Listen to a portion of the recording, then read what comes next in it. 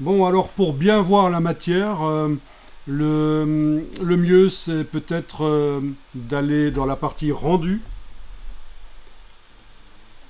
À la place de la partie conception, vous allez dans la partie rendu. Jusqu'à présent, on n'a pas fait ça, mais voilà, on va tester.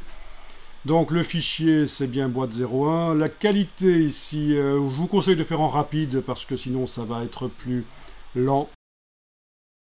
Ça, c'est l'exportation parce qu'on peut récupérer le rendu en forme de fichier Photoshop avec différents calques pour retravailler dans Photoshop.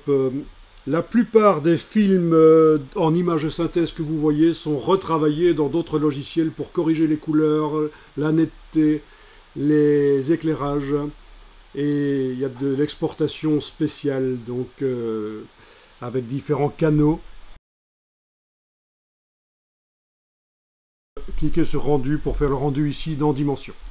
Donc là vous voyez que ça calcule, le ray tracing est en train de jouer, d'être en jeu, c'est le lancer de rayons. Le ray tracing en français c'est lancer de rayons. Ici j'ai pris un objet en verre cassé donc c'est particulièrement complexe. Vous voyez que sur mon ordi qui n'est pas si vieux que ça mais qui n'est pas récent non plus, ça prend du temps. Et pourtant, je suis en rendu simple. Donc, on a intérêt à avoir un ordinateur avec une carte graphique qui dépote.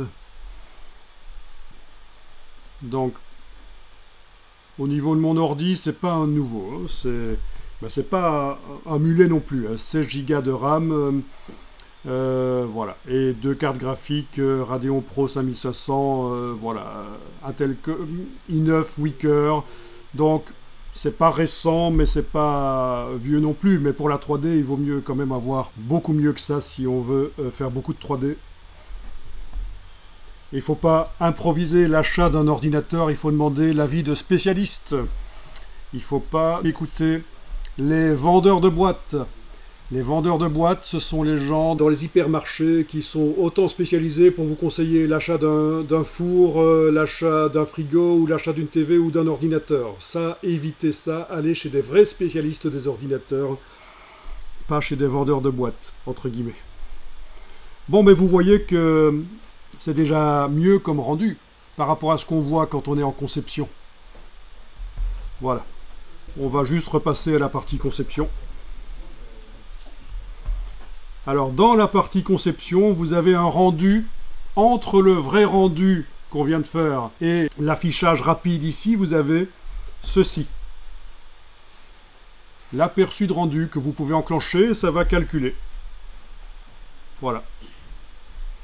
Donc ça ne donnera pas un résultat aussi bon que le panneau rendu qu'on vient d'utiliser avant, mais ça permet de faire des choses rapidement. Notamment, grâce à ça, vous allez, si vous avez demandé que le sol reflète les objets, vous allez pouvoir le voir. Tant que vous ne serez pas avec ceci enclenché, vous ne verrez pas les reflets sur le sol. Ça fait vraiment un rendu par lancer de rayons, mais extrêmement simple. Oui, si on garde le bouton de la souris enfoncé là, on a la résolution ici. Si on veut que ça aille plus vite, c'est 1/4. Voilà. Mais ce sera moins précis. Mais ça vous permettra quand même de voir les réflexions entre les objets. Si les objets sont brillants et qu'ils sont l'un à côté de l'autre, l'un va refléter sur l'autre. Les réflexions sur le sol si on les a demandées. Bon, je le désenclenche pour l'instant.